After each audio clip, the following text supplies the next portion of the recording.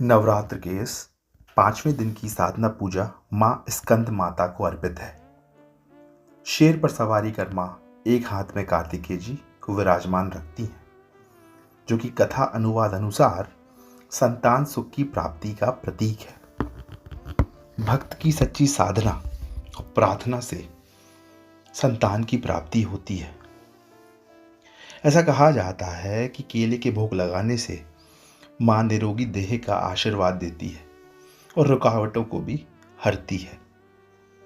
इस संदर्भ में संतान को सिर्फ एक मानवीय जीवन तक सीमित ना रखें।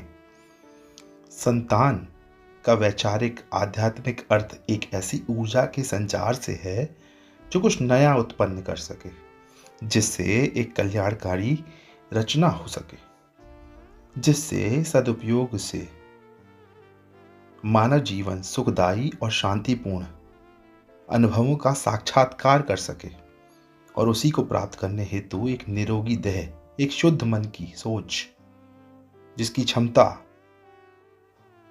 हो कि कुछ वो आगे बना सके, ऐसी कृपा का होना जरूरी है। भगवान कार्तिकेय को दक्षिण भारत में मुख्य देवता माना जाता है और उन्हीं के इसी रूप में मुरुगन देव को युद्ध की देवीय शक्ति मानते हैं, जिनकी पूजा से युद्ध जीतने की कृपा हासिल होती है, ऐसी वहां मान्यता है।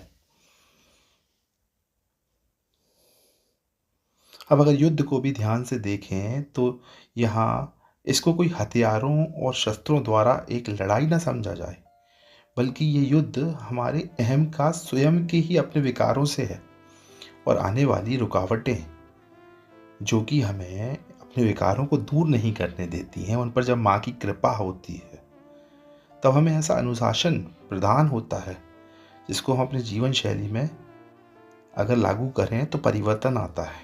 और इसी परिवर्तन की छोटी सी पहल को आज के मुहूर्त में हम एक नियम बनाएं और कोशिश करें कि हम इसका रोज पालन कर सकें। बोलिए माँ स्कंद माता की जय।